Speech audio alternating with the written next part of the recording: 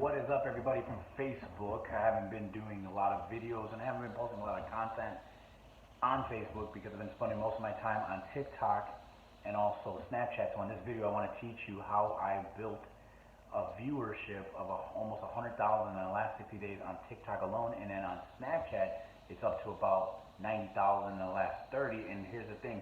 I'm going back and forth with each platform, and you would think, oh, I'm not meeting any business owners, but I'm meeting tons of business owners on both platforms. So I kind of got off of Facebook because a lot of you guys are so busy that you don't even spend the time to actually learn or pay attention to the videos that I teach. So on this video, I want to talk about two things. One, teach you guys how I built those two viewers, how I got those viewers in the last 60 days organically, but also I want to tell you guys why you should consider doing advertising, because you might not have the time that I have to do what I do on TikTok and Snapchat. You guys probably think I don't do nothing all day, I don't work, but I'm constantly talking to people, constantly putting out content, constantly playing with the platforms to try to figure it out. So let's talk about TikTok first. We'll talk about Snapchat first. So Snapchat, one of the things I like about Snapchat, it allows you to do a couple of different things, but one thing that I do for sure that TikTok doesn't allow me to do is it lets me troll people. And what I mean by troll people, it sounds worse than it is. Where I'll take a piece of content, right, and an Apple phone is better. If you do Android, it cuts you off. So you guys can debate me all you want on Apple versus Android when it comes to social media, but if you're on social media, you want to use Apple because it lets you do so many other things. And here's a great example. So one thing that I do on Snapchat, how I built it to 3,000 followers in the last, I have to be the last 30 days. And it went from zero, I just created this account, to boom, 3,000. How I was able to do it is Snapchat allows you to take the snap and send it to a bunch of people. So if you're on Android, it cuts you off, I think, at I want to say 50 people. If you do Apple, it lets me send it to as many people as I want to click. And why is that important? Because now there is no doubt that these people are going to see your content, and there's no doubt you're getting engagement, tons of response. Not everyone, in the beginning when I was doing it, people would say, oh, stop sending me stuff. Then just unfollow me and just unfriend me or block me, whatever. But another reason why I like Snapchat so much is because it lets you do what they call public story, which you guys know about that, but it also lets you be on the Snap Map. So when I was in Tennessee is where I got a lot of views in Tennessee, probably because it's so boring and nothing going on out there. So when I was in Tennessee, I was basically checking into every place I was at, whether it was a hotel, whether it was a city, whether it was a restaurant, wherever. It was letting me post on the public wall. And the reason why that's important, because now people that did not know who you were before are going to see your content. And one of the things I do is that when I'm in an area, if I'm not actually at a restaurant, I will actually Snapchat it at a restaurant that kind of relates, or a business that relates to the content that I'm giving out. So for example, if I was talking about the bakery, which I just met a lady on Snapchat that has a bakery business, if I was talking about a bakery business, I would probably tag myself at a bakery, because then she would see the content and probably reach out to me and say, hey, I want help too. Right? So what I love about Snapchat too is that it lets you post all your content public. It gives you all the insights. So that's another reason I love it, because it lets me see all my numbers. It lets me see how many people followed me. It lets me see the times of the day that people follow me, whether I have more women and men, what age groups. I mean, you name it, it shows me everything. Now TikTok's a little bit better when it comes to the insights and the demographics and whatnot. But one thing about Snapchat, it lets you basically explode on there. So if you are on Snapchat, my advice to you is check into places for sure. Use hashtags whenever you can.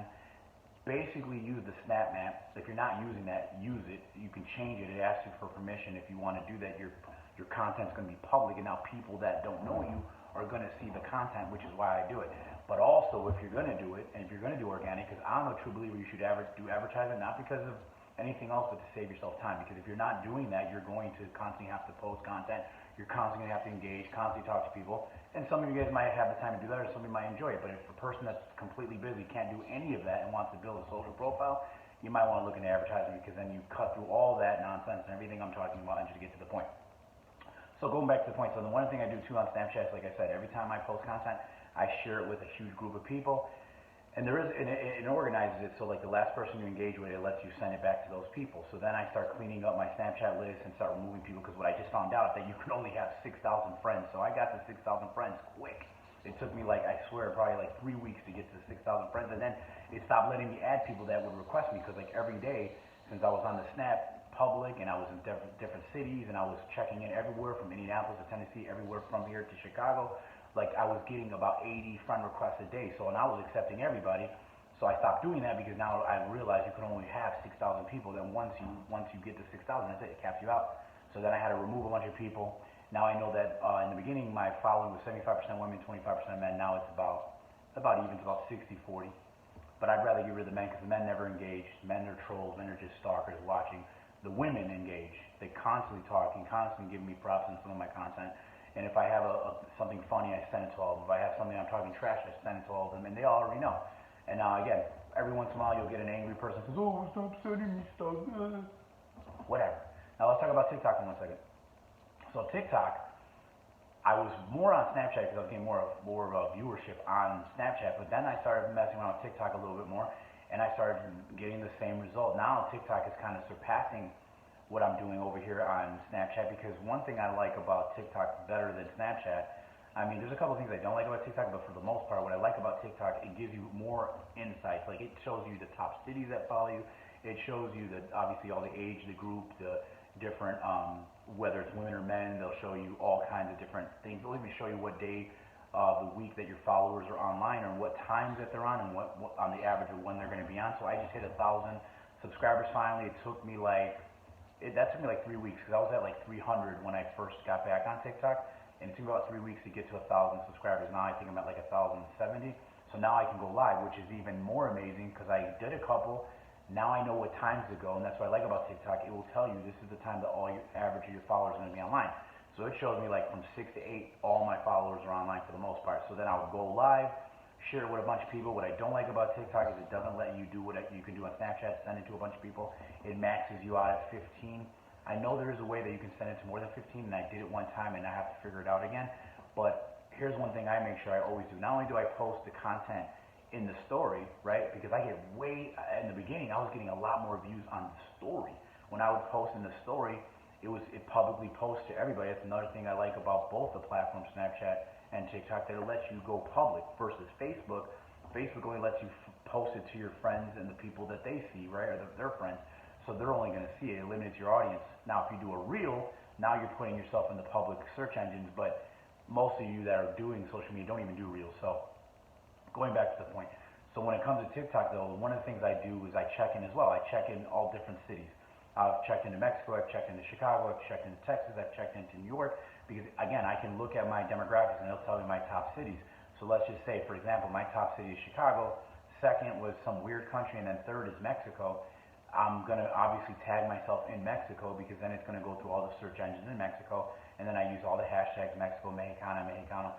So I do everything on purpose, but every time I post to my story on TikTok, I also take that same piece of content and post it on the actual wall, right? And I post a lot more dancing videos, music videos on there, but I learned that if you post the actual memes, like if you post memes on TikTok, you're going to get a lot more views.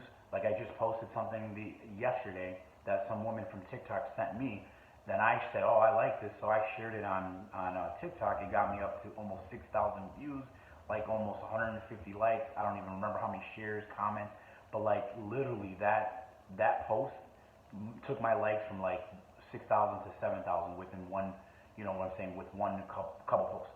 So TikTok likes the memes more than it likes actual videos of you talking or videos of you going out. Like the only other video that got me up in the thousands was when I was talking trash about Greyhound for what they did to me. When I did another video at the Chicago Greyhound station, gave me thousands of views. But like I'm telling you, for whatever reason, if you've got a great meme that's hilarious and that you know a lot of people will like it, TikTok will put it on the FYP, which is the For You page, and then you're going to get tons of people that would have never seen you. Now, one of the things I do, as soon as I see all these people follow or like the post, if they're not already following me, I'll follow them, like a bunch of their posts, and then they'll usually follow me back. That's how I'm building a network of people, right? But right now I only got 1,000, and I know people that have 20,000, 30,000 people following them, and they're not getting 100,000 views, right? Now it's getting to the point where TikTok is actually paying me to actually post on it. So like when I post content now, it asks me if I want to allow ads on my TikToks, which of course I'm going to do that, and it gives me a limit of, do I want to do 7 days, 60 days, 365 days. Why would I not want to make money 365 days a year? That's definitely doing that. But also it gives me the opportunity to now when I go live, when people send me stuff, I can make money that way too. So that's not why I do it. That's the bonus of it. But I'm doing it because I'm trying to meet new clients. I'm just trying to have content that goes viral. And obviously I'm trying to be in all the search engines. That's why I do it. So I'm trying to think what else I could say about TikTok. The only thing I like about TikTok too is that nobody talks on TikTok. There's not really any conversations going on in the DMs. Honestly, Snapchat is all about having conversations and people constantly talking, constantly engaging, constantly giving props, constantly talking trash. For some of you guys that follow me on all these social platforms, there'll be people talking to me, trashing me all the time. I piss off people all the time for some reason on Snapchat, so then I'll screenshot it and post it because I want everybody to see the things that I see all day, every day. So, hope you guys got something from this video. At least when it comes to organic. If you have any more questions about the organic part, let me know. Now, what I wanted to talk about a little bit is Facebook advertising, because again, the only difference between organic and paid advertisement is organic. You gotta constantly be posting content. You gotta constantly be engaging, constantly talking to people, that kind of thing. Versus when you do a Facebook ad that automatically creates an Instagram ad, puts you in the marketplace, puts you in stories, it puts you everywhere pretty much, and it keeps track of where you get the most results. The reason why I'm all about paid advertising versus organic, because you might not want to be online all day talking to people, or maybe your business consists of a 9 to 7, or you have a schedule that you're never available. That's why you wouldn't want to post organic, because you don't have the time to do it anyways. And even if people do engage with you, you don't even know who. And plus, when you're doing organic, you got all this traffic happening, all these people paying attention, but you're not driving them anywhere. Like, there's a woman on Snapchat that has 500,000 viewers, more than me. Like, she has 500,000. I only got 100,000. Well, you have 500,000 people viewing you in 30 days, and you're not even making money with that. So that's just a waste of traffic. You got all these people paying attention, and you're not even making money out of that, right? So anyways, going back to the point. So that's why I like Facebook advertising, because then I can pick age, I can pick sex, I can pick relationship status, I can pick zip codes, I can pick pages they follow. Like, I can literally narrow down a search to find the perfect person. Now, you could do two strategies when it comes to Facebook ads. You can do 18 to 65, post an ad in a couple zip codes, see who responds, right? That's a strategy. Or you can really think about who your target market is, who is the actual person that's going to buy, because you might, whatever you sell, you might say, well, usually the people that buy what I have is over 30, under 50, usually married, usually blah, blah, blah, blah, usually in this income bracket. Now, if you got that information, then we can literally put an ad and post that, and so the ad would only go to that group of people in a zip code if we want to, in a different area, whatever. I tell people always own a zip code, but like, a lot of business owners, they want to do an ad that's going to go through all the United States. That's fine. I get it. But if you do $100 for that ad, right, and you spend $100 on an ad going to 50 states, you're only allowing $2 per state, which you're stretching yourself thin. When I'd rather do 5 big cities and then see which city out of the 5 gives you the most response, gets you the most clicks, gets you the most buyers, then we know something, right? So, for example, if I was working with a lender and basically she says, okay, I can do them all over state, great, but let's just start with 5 cities, see which one gets the most response, which one you're making sales at, and then now narrow it down to just focus on that one state, make a bunch of sales there, and once it kind of slows down, then you can start targeting other areas and testing other areas, right? So me, when I write an ad for somebody, I write all the content, I pick all the photos, I pick all the zip codes, all the demographics, obviously I have a discussion with the owner first to figure out what they think they need, and then I usually go back and do the research and figure out where we're going to get the best response. But at the end of the day, whoever's buying, that's who we're going to target. So let's say that we target 30 to 55, and for whatever reason, 32 to 42 is what's buying from you or clicking and responding, and you're getting sales out of that. Well, then we're just going to change the ad to just go after them, because then what happens is the lead gets cheaper, it goes lower, and now it's more targeted. So we now are only getting in front of the people that want to buy from you anyways. Now, here's the thing. There is no other competition for you when it comes to Facebook ads, because most business owners are not doing them, and even the ones that are doing them, they don't know what the hell they're doing, so there's no competition. Even if there was, even if I had 2 women that are in the same zip code, right, and they both did real estate, for example, some people are going to like her versus you just by looks alone. They might not like you, or they might not like the way you look and just not click on the ad for that simple reason. So there is no competition ever. The only competition you have is with yourself. But the reason why I push so much Facebook advertising, because we can literally pick who you want to see your ad, and we want to get in front of people that are buying now. Versus organic, you're just talking to a bunch of people, hoping that some of them are going to say, hey, I'd like to buy from you. And the real estate agents are the worst at it, because all you guys do is post pictures of houses saying, look, we're selling this house. But at the end of the day, no one cares. They want to buy from you. They don't care if you have 17 houses. They got to be sold on you first. They trust you before they're even going to want to look at houses with you. So that's what you should be working on. Plus, when I tell real estate agents, for example, if you're going to be online, you want to represent and present yourself, because you might not be with the same firm in 10 years, 5 years, 2 years. You want it to be all about branding you, because if you're branded, anywhere you go, people are going to follow you because they're following you. They're not following the brand. But I know why you guys do it. Some firms make you do it. Some firms basically, or you guys do because you want credibility. Doesn't make any sense to me. But if you're a small restaurant, right, then and let's say you have the best margarita in town, great, but no one knows about it. So you have the best margarita, but no one cares because no one knows about it. So what I would do is create an ad and say half price margarita, buy it right now, right? Buy a round of margaritas. They pay for it through the ad, and then they come in, and you know they're going to buy more, right? Or if I was running a coffee shop, I would say, hey, right now, today only, we're doing a buy one, get your girlfriend a coffee for free, or whatever. Or buy one, get your wife a coffee for free. Because at the end of the day, the only thing that matters is response. That's it. Just get a response of someone that actually wants to buy from you. Even if you give them a deal, even if you're losing money on it. How many people were doing that stupid service where you would discount your service? I forgot what it's called. It's not even that popular anymore. But all people were doing was going there and buying massages for half price, and they're not doing anything, and that's all they were doing.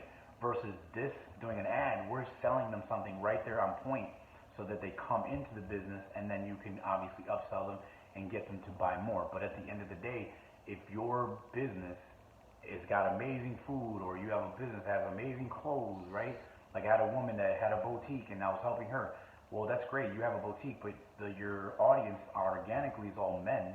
So that's why no one's paying attention. Who's going to go to a boutique? Probably a woman that has a child. It's not going to be a man looking for boutiques. So even though you think you're doing good because you're getting a lot of likes and a lot of love, guys are not your market. So then why waste your time? Why not create an ad and just target women only so that you can make money now and look for buyers now? So I hope you guys learned from this video. If you want to set up a Facebook ad, or at least get a consultation where I can show you guys different examples of ads that I've done, but also show you if ads would work for you, because it's possible ads wouldn't work for your business. I don't know that. But if you want more organic tips, keep watching. If you guys want more advertising tips, keep watching. I appreciate you guys for following me. Make sure you engage. Make sure you comment. Don't just watch this video, stalk me, and then not say anything. Bye.